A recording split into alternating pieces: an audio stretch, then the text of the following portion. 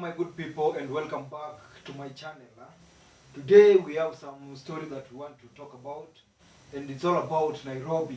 Yes, you're wondering what we do want to talk about Nairobi. Yes, we have this story that we want to bring to you, and it's about how to survive in Nairobi, how to be street smart. And this is just a street smart guide. So sit back and relax.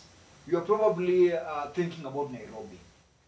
You probably heard stories, maybe even the nickname Nairobi, and so it's got you wondering: is this city actually safe?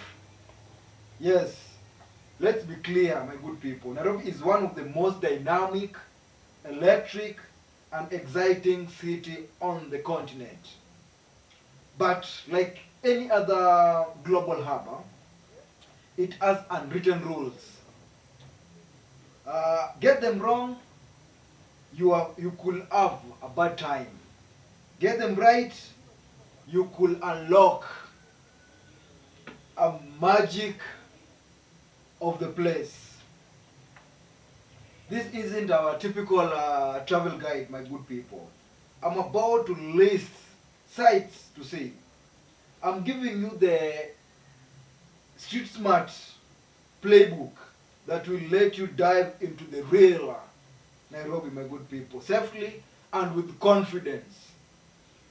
We are trading fear for knowledge, and let's do it. The absolute number one rule for thriving in Nairobi is situational awareness.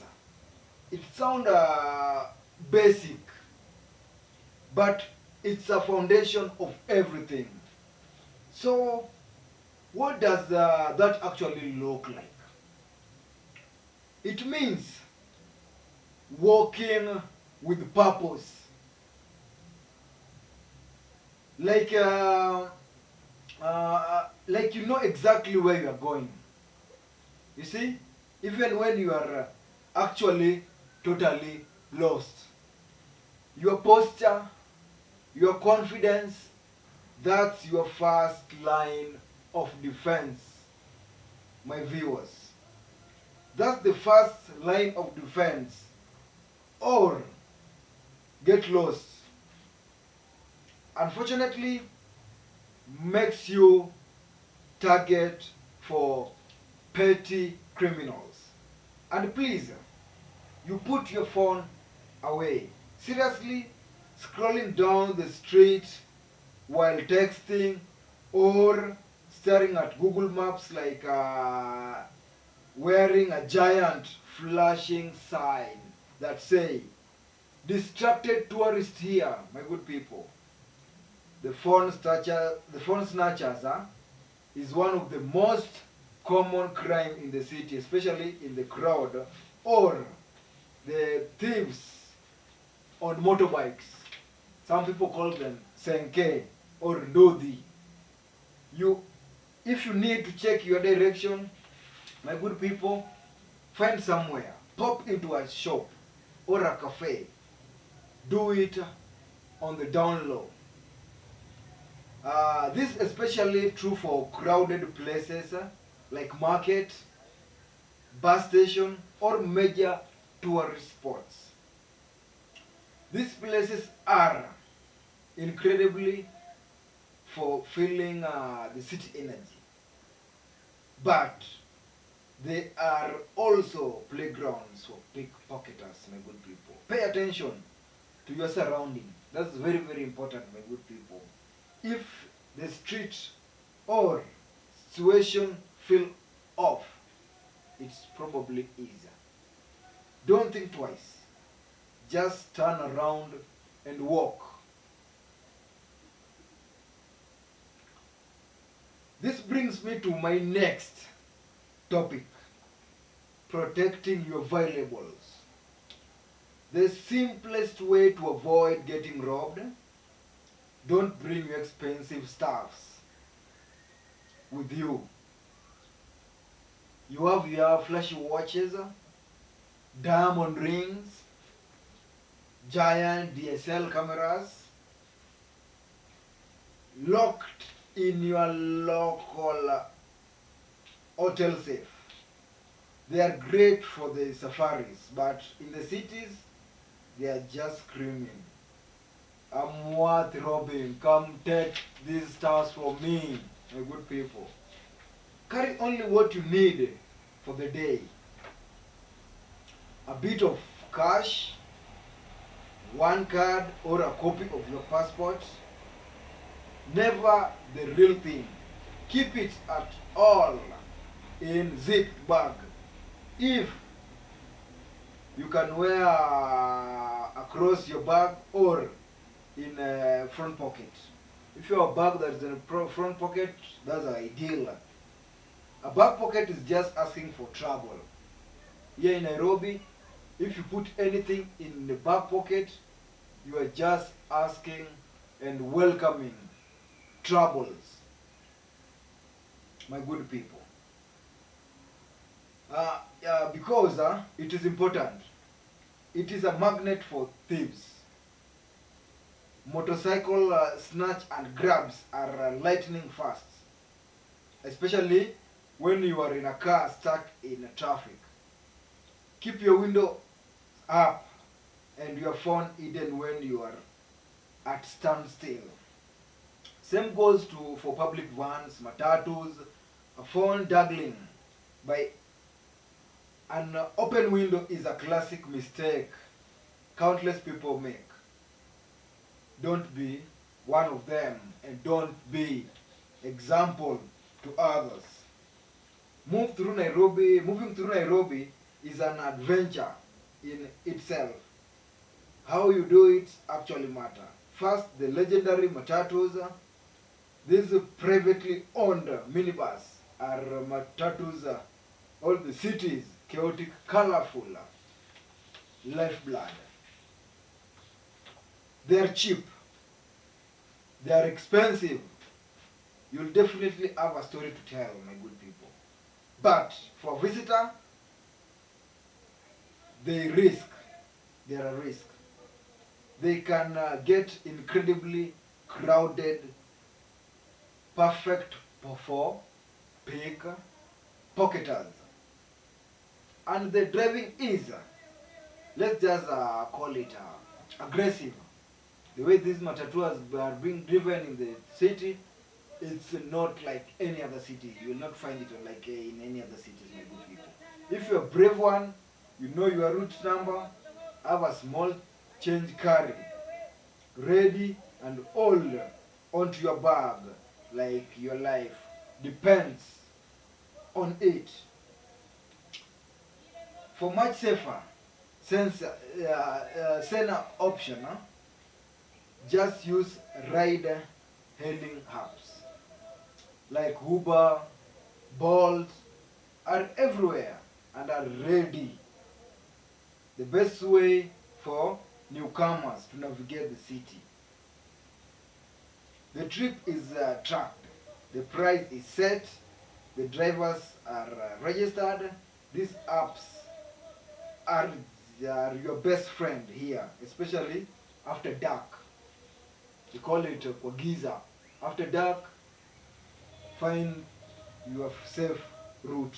And walking at night, even for a block or two, is a bad idea. A quick, cheap ride is always right the call.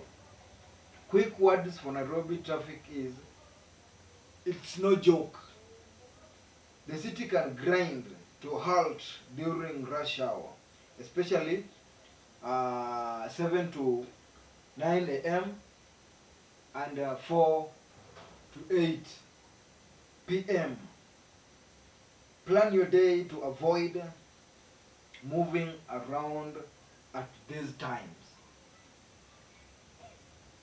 You'll not only save yourself hours of frustration, but you'll also be less of a sitting dark grind lock. By the way, my good people, if you are finding these tips useful, do a quick favor. hit the subscribe button. It really helps the channel grow, and you won't miss out more street smart guide like this one from me. Nairobi has an awesome nightlife scene, from trendy bars in Westland to chill spots in Kilimani. To enjoy it safely, you just need to plan. The unbreakable rule: do not walk at night at any given point. Even in Westlands, Kilimani, do not walk at night. Use a ride hailing app to get you from door to the venue's door and back again. You repeat the process. No exceptions. Do not exceptions that these I'll know and that these are small place I'll walk. My good people, when you are out, try to stick with a group. Stay in a well-lit area. Never accept a drink from stranger. A drink spiking is a real risk, my good people. Now, let's talk geography. Most of these neighborhoods popular with the tourists and experts like Karen, Gigiri, Westlands, and Lavington are generally considered safe and have a lot of private security. They make for great homes. However, some areas demand much more caution. Places like Isli, Islands, Mathare, and all informal settlement like Kibera have much higher crime rates, are not places to wander into your own, Mr. Tourist or Mrs. Tourist. This isn't about being scared. It's about being smart. Muggings and robberies are the more common there. If you want to visit a place like Ibera, it's essential that you go with the trusted local guide or reputable community-based tour.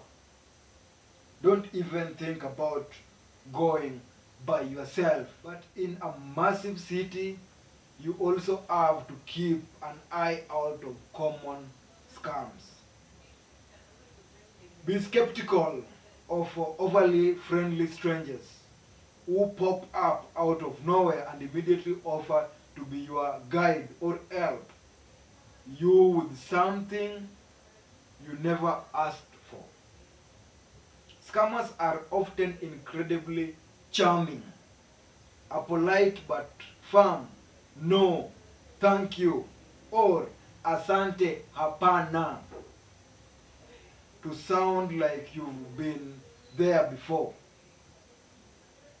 It is all you need to say as you keep walking. Another thing to watch for is people posing as officials.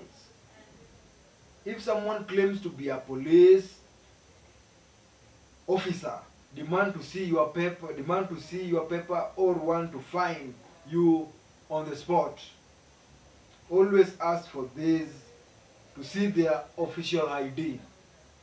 Real officers have to identify themselves.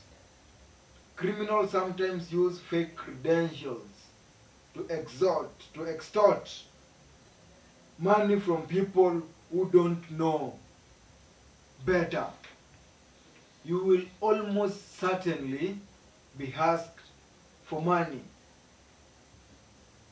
How you handle it is up to you, but a good rule of thumb is to be polite and just keep moving. Getting down into a long story can sometimes attract more unwanted attention. Alright, my good people, as we move on, here is a prop tip that will instantly make you look less like a tourist. Use mobile money. We have M-Pesa, we have Airtel money. Some of the serious airtime or mobile money organizations in Kenya. Kenya pioneered mobile payment, and the system everyone uses is called M-Pesa. You can pay for almost anything with your phone, from dinner at a nice restaurant to your ride home. Why is this a safety tip? Ask yourself that, my good people. Because you barely need to carry any physical cash. Instead of a wallet stuffed with money or notes, your money is on your phone. Get to set up. Just buy a local SIM card from a provider like Safaricom or Airtel and register using your passport or any of your official documentation. It's a simple process, and it is one of the most trusted payment system. So back to the big question. Is Nairobi safe? Here is the simplest answer for that. Yes or no. Answer. That's the answer. It is a real complex and incredible city that demands your respect. It's not a theme park, but by being aware, protecting your stuff, moving around wisely, and understanding the local landscape, you stop being a potential target and become a savvy traveler. Don't let the scary headlines put you off. Nairobi is a city of stunning innovation, amazing people, and unforgettable moments. Whether you are watching giraffes with the city skyline behind them or driving into the incredible art and food scenes, this guide isn't meant to make you scared. It's meant to make you fearless by making you smart, my good people. Now, I want to hear from you. What are your biggest questions about visiting this beautiful city of Nairobi? And for those who have been, what's your number one safety trip or tip? Drop your thoughts in the comment below and let us help other travelers smarter. And if this guide was more helpful, and give it a thumbs up, subscribe for more real world travel advice. Stay safe and have amazing adventure in Nairobi. Thank you for watching, my good people.